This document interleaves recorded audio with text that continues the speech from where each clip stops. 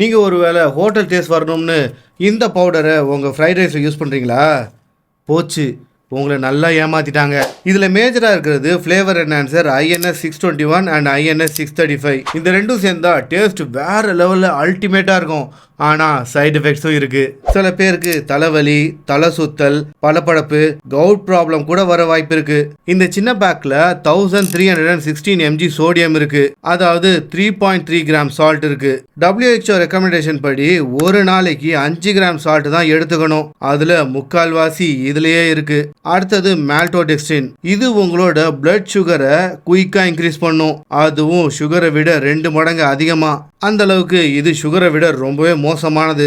இதில் இருக்கிற அதிகமான சால்ட், சுகர் அண்ட் ஃப்ளேவரோட கலவையால் இதுக்கு நீங்கள் ரொம்பவே அடிக்ட் ஆக வாய்ப்பு இருக்குது. ஸோ முடிஞ்ச வரைக்கும் இதெல்லாம் யூஸ் பண்ணுறதை கம்மி பண்ணிவிட்டு வீட்டிலையே கார்லிக், பெப்பர், ஜீராவை பொடி பண்ணி இதுக்கு பதிலாக அதை யூஸ் பண்ணுங்கள்.